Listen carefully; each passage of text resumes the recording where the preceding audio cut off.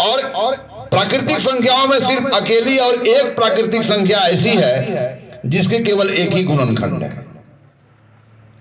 तो वह प्राकृतिक संख्या जिसके ठीक दो गुणनखंड हो, इन प्राकृतिक संख्याओं को हम क्या कहते हैं? अभाज्य prime number. The number which has exactly two factors called prime numbers. But the number वह संख्या है जिसके दो से अधिक गुणनखंड हो, मोर देन टू फैक्टर्स। तो इस प्रकार की संख्याओं को हम क्या कहेंगे? और इसे अंग्रेजी में कहेंगे कंपोजिट नंबर, राइट। लेकिन एक ऐसी संख्या है और केवल एक ही संख्या है जिसके एक ही गुणनखंड है। तो मेरा क्वेश्चन इस पंक्ति में खड़े विद्यार्थियों से कि बताइए वह कौन संख्या है जिसके केवल एक ही गुणनखंड है? Very fine. अरे आ जाओ इधर, तुम आ जाओ, तुम आ जाओ। तुम्हारा इशारा बहुत अच्छा लगा, तुम्हारा इशारा बहुत अच्छा लगा। आओ आओ, खड़ा हो जाओ। उसी स्टाइल में बताना जैसे वहां पर पंक्ति में बताया। इधर खड़ा हो जाओ। तो वह कौन संख्या है जिसके केवल एक ही गुणनखंड है? इशारा करके जैसे बताया था, एक। वेरी फाइन, वैसे इशारा करो। कौन वह संख्या है जिसके केवल एक ही गुणनखंड है? एक। इसको लास्ट आवर में हम लोग एक कॉपी अवार्ड दे दीजिएगा। नाम तुम्हारा क्या है? तेजस। क्या नाम है? तेजस। ठीक है, तुमको शाम प्रेयर के बाद अवार्ड दिया जाएगा। बहुत अच्छा, नाइस, बहुत अच्छा। तो वह कौन सी संख्या है और ऐसी कितनी संख्या है? वह कौन सी संख्या है और ऐसी कितनी संख्या है जिसके केवल एक ही गुणनखंड है? मतलब एक में सिर्फ एक ही को निकालने के बाद शेषफल 0 होगा। एक में दूसरा संख्या नहीं निकलेगा, निकलेगा भी तो 0 नहीं होगा। पर एक में तो हम निकालेंगे तो एक ही निकाल सकते हैं। Very fine. अब चलो, आप ही लोगों ने इस आंकड़ा को कलेक्ट किया था। अब इधर से पूछ रहे हैं वह कौन कौन से संख्याएं हैं, मतलब प्राकृतिक संख्या। प्राइम नंबर, कंपोजिट नंबर की जब बात हो रही हो तो यह सिर्फ प्राकृतिक संख्याओं के संदर्भ में ही बात होती है। तो जब भी बोलोगे प्राइम नंबर, कंपोजिट नंबर, तो आपका ध्यान सबसे पहले प्राकृतिक संख्या पर जाना चाहिए जो एक से शुरू होकर के एक एक इकाई के अंतर पर लगातार हमें प्राप्त होता है। चलिए, तो वह कौन कौन से संख्याएं हैं जिसके केवल 2 ही गुणनखंड है और उसको बोर्ड पर लिखना है। हाथ उठाओ। वह कौन कौन सी संख्या है? वह कौन सी संख्या है जिसके केवल 2 ही गुणनखंड है, मतलब सिर्फ 2 ही संख्याओं से वह पूर्णतः विभाजित होता हो, मतलब 2 ही संख्या उसमें बार बार निकालने के बाद शेष 0 प्राप्त होता हो। हाथ उठाओ। 2 बोलना नहीं है, मैं बोलूंगा, यहां लिखना है। चलो लिखो। वह कौन कौन से संख्याएं हैं जिसके केवल 2 ही गुणनखंड है?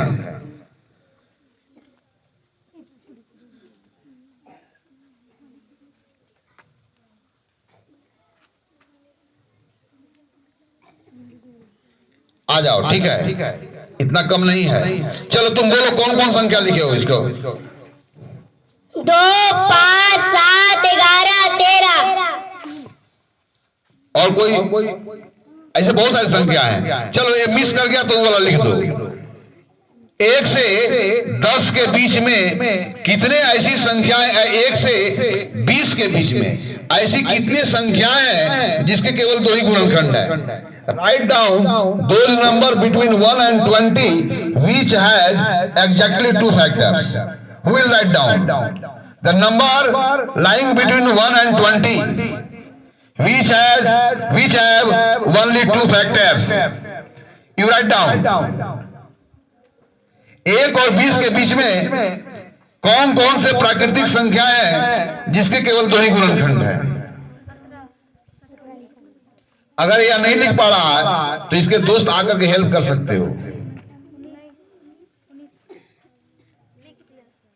ठीक है, चलो तो मैं पूछ रहा हूं फिर से, बोर्ड पर लिखा हुआ है, आपको देख के बोलना है। 1 और 20 के बीच में कौन कौन वह संख्याएं हैं जिसके केवल 2 ही गुणनखंड हैं?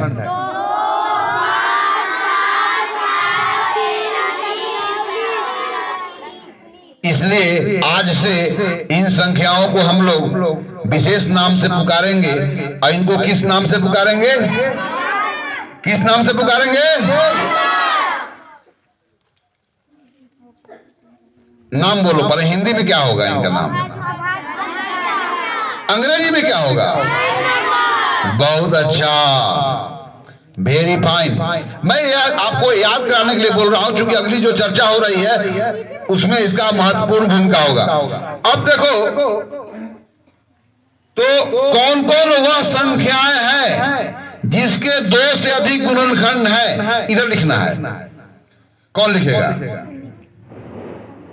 वह कौन कौन सी संख्याएं हैं जिसके 2 से अधिक गुणनखंड हैं? कौन लिखेगा? तुम लिखेगा? आओ इधर। 2 से अधिक गुणनखंड हो, चलो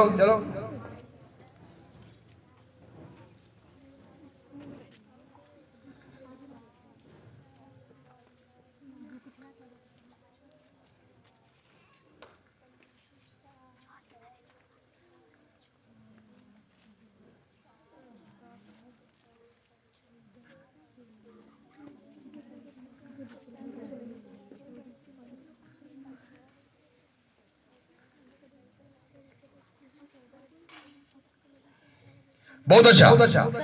एंड बहुत सारे हुए, there will be infinite numbers which are composite, and there will be infinite numbers which are prime, but only one number we have which is neither prime nor composite.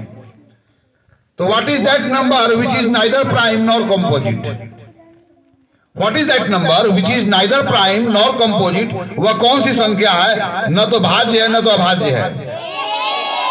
Yes, one is neither prime nor composite. बोलो, one is neither prime nor composite. अब देखो, हम लोग neither बोलते थे, आजकल neither बोलता है लोग। तो बोलो, one is neither prime nor composite. एक न तो अभाज्य संख्या है और न तो। अब मुझे बताओ आप ही लोग से मैं पूछता हूं, इस पंक्ति में लिखी हुई संख्या है कि केवल 2 ही गुणनखंड है। इस कारण इन सभी संख्याओं को हम अभाज्य संख्या कहेंगे। यहां पर लिखी हुई संख्याओं को 2 से अधिक गुणनखंड है, इस कारण इन्हें हम लोग भाज्य संख्या कहेंगे, कंपोजिट नंबर कहेंगे।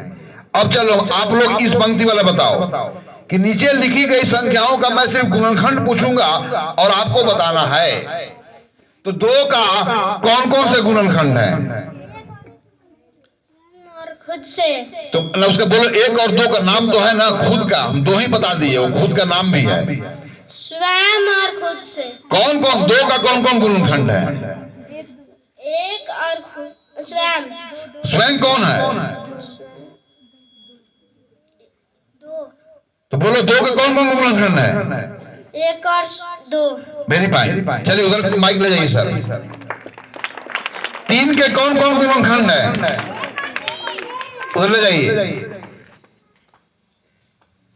3 के कौन गुणनखंड है? 1 और 3। चलो 5 के कौन गुणनखंड है?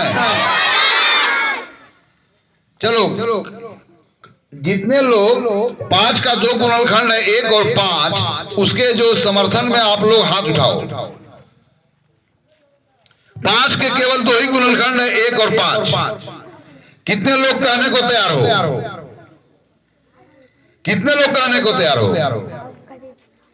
चलो तो मैं बुला रहा हूं, इधर आ जाओ मंच पर। कौन मंच पर आएगा? एक और पांच, पांच के केवल दो ही गुणनखंड है, एक और पांच। आइए इधर, अपने कथन को तर्क के द्वारा सत्यापित करें। क्योंकि गुणनखंड होने के लिए, गुणज होने के लिए आवश्यक कौन सा गणितीय शर्त है, यह मैं कई बार बताया। तो पांच के केवल दो ही गुणनखंड है, एक और पांच। कैसे?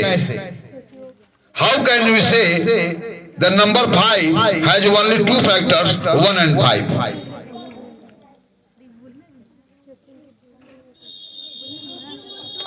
क्योंकि वो दो है। क्योंकि वह दो है, इस कारण गुणनखंड हो गया। चलिए, आप सही उत्तर नहीं दे पाए। एक और पांच, पांच के केवल दो ही गुणनखंड है, दो से अधिक गुणनखंड नहीं है। इस बात को आप कैसे कहेंगे? यह तो बात सत्य है, पर इस सत्यता को अपने वाक्यों से कैसे प्रमाणित करेंगे?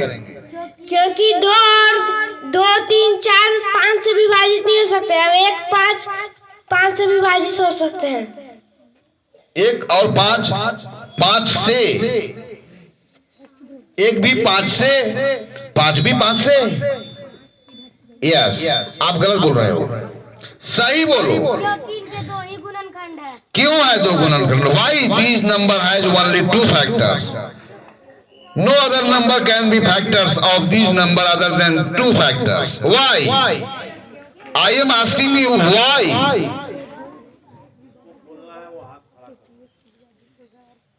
और कोई बताएगा? फिर यह सवाल हायर असेंबली की ओर चलेगा। एक और पांच, पांच के केवल दो ही गुणनखंड है, एक और पांच, पांच के गुणनखंड है और केवल दो ही गुणनखंड है। इस बात को कैसे आप तर्कपूर्ण तरीकों से सिद्ध करोगे? मैथ लॉजिक सिखाता है। मैथ लॉजिक, लॉजिक के मतलब क्या होता है? सत्य तथ्य से कोई नई तथ्य को निकालना, ड्रॉ करना। एक तथ्य से दूसरा तथ्य को निगमित करना ही तर्क का मूल विषय है। आप प्रूफ करो। कौन प्रूफ करेगा? चलो आओ तुम। आप वाक्यों के द्वारा प्रमाणित करो कि पांच के केवल दो ही गुणनखंड है, और क्यों है? क्योंकि पांच किसी के पहाड़ा में नहीं आता है, बस वो एक और पांच ही के पहाड़ा में आता है और कोई से विभाजित नहीं होता है। पांच अन्य संख्याओं के पहाड़े में नहीं आता है, केवल एक के पहाड़े में आता है और पांच के पहाड़े में आता है। चलो तुम यहीं पर खड़े रहो। इस कारण पांच के केवल दो ही गुणनखंड है। राइट। तुम्हारा नाम क्या है? क्या नाम है बोलो? सौरभ कुमार। चलो कोई दूसरा, कोई और बताओ।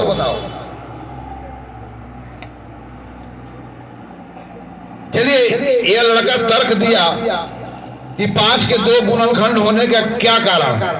कारण यही है कि सिर्फ दो ही संख्या एक और पांच है, जिसके पहाड़े में हम पांच को देखते हैं। चलिए, इनका एक आंसर है और इन्होंने आंसर को दिया है। अब मैं बताऊंगा कि कितना राइट है, कितना रॉन्ग है, या फुली राइट है, फुली रॉन्ग है। चलिए दूसरा कोई आई। इस गणित के सदन में जो भी सदस्य गणित के प्रति बेहतरीन विचार को प्रस्तुत करता है या बेहतरीन अपनी जो प्रवृत्ति को शो करता है, मैं हर बच्चे को रोज रोज पुरस्कृत करता हूं, ताकि आपके अंदर में गणित के टेंडेंसी जो है वो इंक्रीज करे। You always tend to mathematics. चलो कौन बताएगा? No one is ready to answer my question. Why 5 has only 2 factors? No factors other than 1 and 5 exist. Why? चलो कोई नहीं बताएगा। चलो यह लड़का बहुत ही बेहतरीन उत्तर दिया है, इसलिए सब ताली लगाओ। पांच के दो ही गुणनखंड है, एक और पांच। चूंकि दो ही संख्या हमारे पास ऐसे हैं 1 और 5 जिनके गुना के पहाड़े में हमें 5 प्राप्त होता है। वेरी नाइस, जाओ अपने स्थान पर। अब आप लोग तो उत्तर सुन लिया, अब बाकी सबको कॉपी करना है। तो आप बताइए कि 7 के कितने गुणनखंड हैं? तो 7 के 2 ही गुणनखंड क्यों है? कौन बताएगा? अब तो बता सकते हो, तुम तो बता दिए हो, बोलो। क्योंकि 1 और 7 के पहाड़ा में आता है। 7 के पहाड़े में 1 आता है? नहीं सर। तो फिर यू आर रॉन्ग सर 7। अब नहीं बदलो, अब नहीं, तुम्हारा चांस खत्म हो गया। चलो सीनियर सदन की ओर ले जाइए। इन लोग इस प्रश्न का उत्तर दूसरे तरीकों से दे सके, इसका मैं उम्मीद करता हूं। चलो 5 के 2 ही गुणनखंड है, क्यों?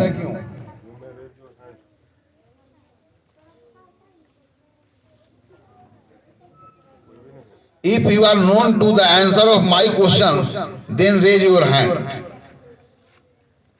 How stupid you are. कितना मैं बता रहा हूं आपको, लेकिन मेरी बात को आप सीरियसली नहीं लेते हो। You don't take me seriously. आप मुझे सीरियसली नहीं लेते हो, ना अपने इस क्लास को सीरियसली लेते हो। यदि आप सीरियसली लिया होता तो सभी बच्चों को यह उत्तर देना चाहिए था। एक ही बच्चा उत्तर दिया, इसका मतलब एक ही बच्चा सीरियस रहा। चलो अब क्या मैं करूं, मुझे समझ में नहीं आ रहा है। 7 के 2 ही गुणनखंड है, क्यों? और वह 1 और 7 है, क्या बात है?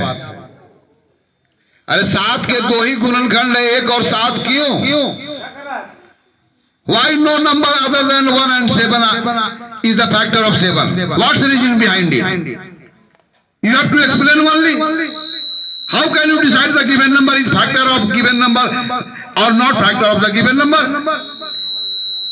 All these are decided only by division concept.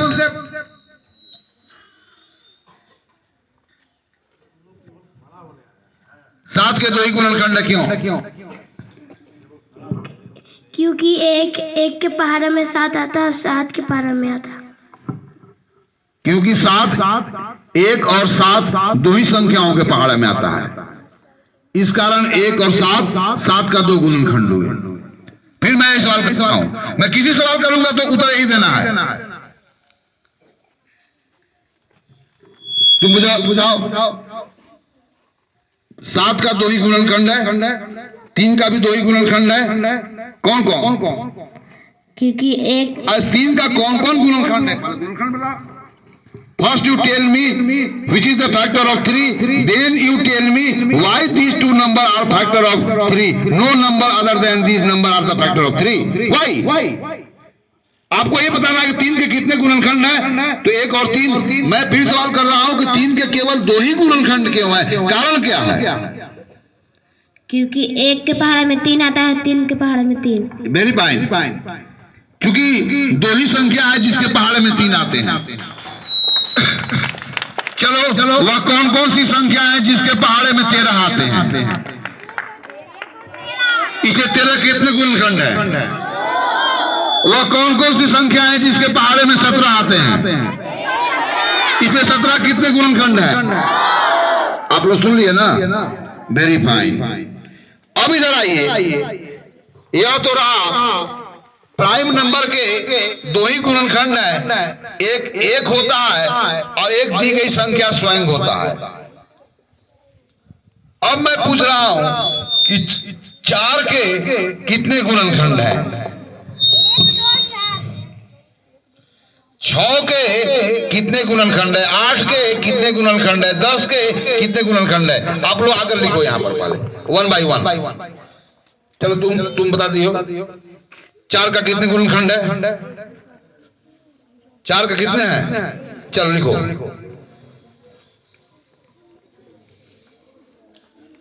How many factors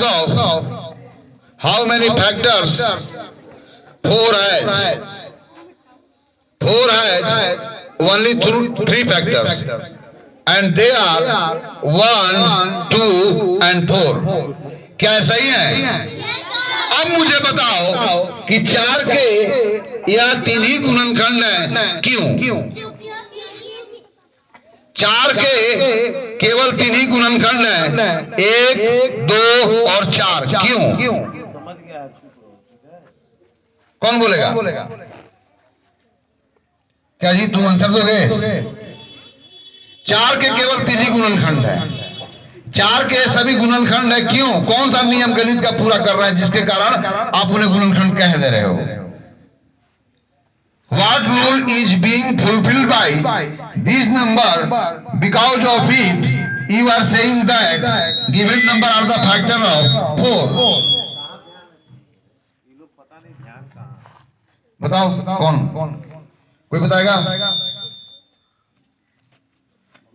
क्योंकि एक के पहाड़े में 4 आता है, 2 4 आता है और 4 के पहाड़े में 4 आता है। क्योंकि 1, 2, 4 के पहाड़े में 4 आता है और कोई संख्या अन्य संख्या नहीं है जिसके पहाड़े में 4 आता है, इस कारण इन 3 ही संख्याओं के पहाड़े में 4 आता है, मतलब इन 3 ही संख्याओं से 4 विभाजित होता है, इस कारण इन 3 संख्याओं को 4 का गुणनखंड कह रहे हैं। Very fine. अगला बार फिर मैं कह रहा हूं, चलो आओ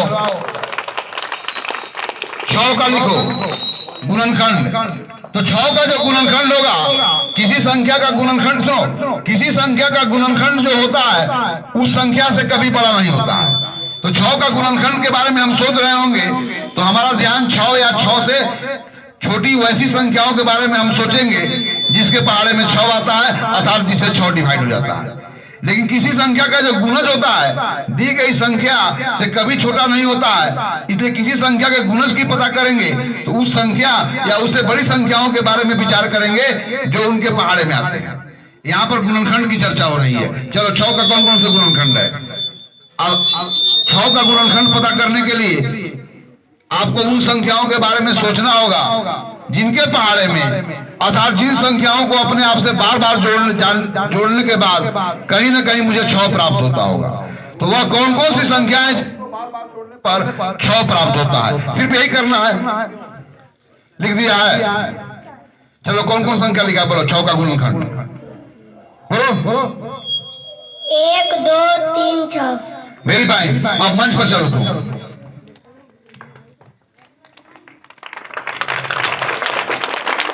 6 का कौन कौन गुणनखंड है उसको माइक दीजिए, संवाद होना चाहिए। 1, 2, 3, 6।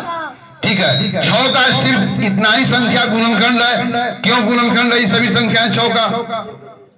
आप मुझे बताओ कि 1, 2, 3, 6 का गुणनखंड है, क्यों कह रहे हो?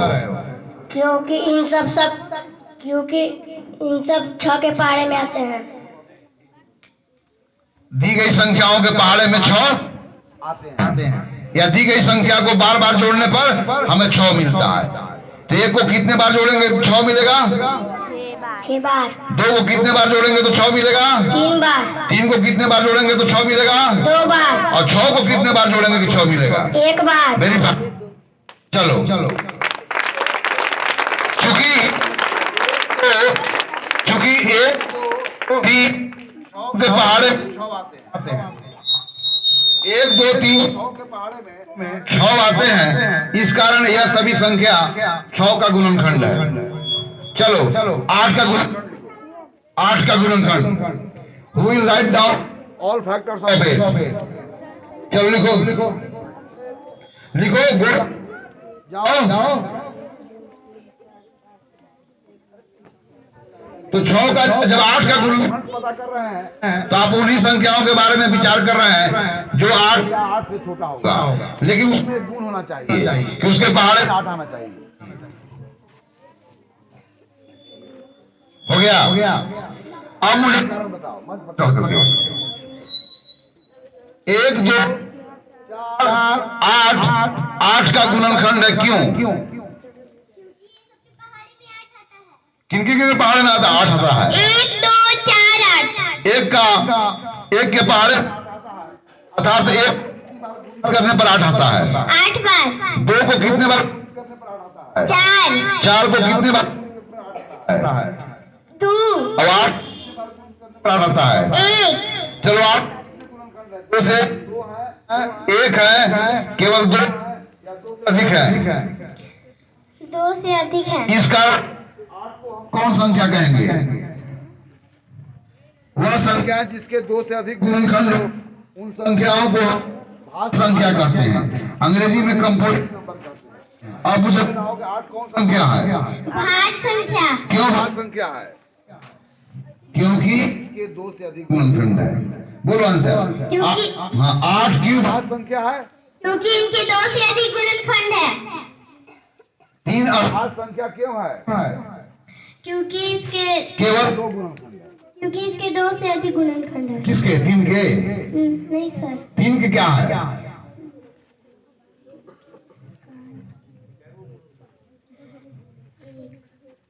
3 के कितने गुणनखंड है?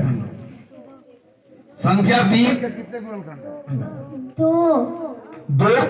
यहाँ पर गणित में कोई बात को सत्य हो तो उस पर जोड़ डाल के कहा जाता है। नोट 2 कहने से 2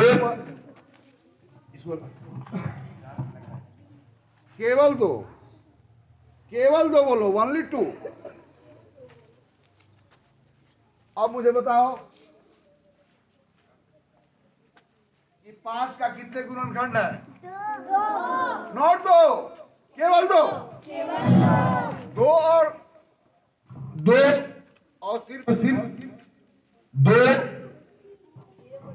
2 और सिर्फ 2 में इस बात का अंतर है। सिर्फ 2 में 2 पर बल डाला जा रहा है कि 2 ही। इसलिए गणित में कोई फैक्ट हो और उस पर बल डाला जाता है। त्रिभुज के 3 ही कोण होते हैं। ओनली 3 एंगल्स ए ट्रायंगल है। तो बोलो 2 का कितने गुणनखंड है? 5 का कितने गुणनखंड है? 7 का कितने गुणनखंड है? और वह कौन कौन? 19 का कितने गुणनखंड होंगे? कौन कौन? क्योंकि 2 ही संख्याएं हैं जिसके पहाड़े में आपको 19 मिलेंगे, है ना। तो आज हम चूंकि गुणनखंड और गुणज का संयुक्त रूप से हम चर्चा करने वाले थे, लेकिन मेरे लिए सबसे बड़ा यही मैंने बदकिस्मती रहा या बदकिस्मती है कि मैं जिन चीज को बताता हूँ वो अपने मस्तिष्क में आप नहीं रख पाते हो। इसलिए गणित में जो सभी बात एक दूसरे से जुड़े हुए हैं, आज जिन बातों की चर्चा होनी थी उस पर अभाज्य और भाज्य की आपको अच्छी समझ होना चाहिए था। लेकिन भाज्य और अभाज्य संख्या के बारे में बताए जाने के बाद भी आज जितनी पर्याप्त समझ चाहिए अगली अवधारणाओं को समझाने के लिए, वह समझ आप में नहीं देखा, जिस कारण हम विषय को आगे नहीं ले चल सके और सिर्फ उसी दायरा में हम उलझ के रह गए जहां पर हम 4 रोज से चर्चा कर रहे हैं। आज मैं उम्मीद कर रहा हूं कि भाज्य और अभाज्य की जो समझ है वो बेहतरीन हो गई होगी। और जब कभी भी मैं पूछूंगा कि यह भाज्य है कि अभाज्य है, क्यों भाज्य है, क्यों अभाज्य है, और वह कौन संख्या है जो न भाज्य है न भाज्य है, तो इससे जुड़े हुए जितने भी सवाल होंगे उसका आप बेहतरीन ढंग से उत्तर दोगे, तब मैं अगली अवधारणाओं को आपको समझा पाने में समर्थ हूँ। इन्हीं बातों के साथ और इन्हीं उम्मीदों के साथ कि जो गणित के सदन में जिन विषयों पर चर्चा होती है, जो जानकारियाँ दी जाती है, उन जानकारियाँ को हमेशा अपने मस्तिष्क में, अपने दिमाग में बनाए रखना है। आज यही समाप्त होता है।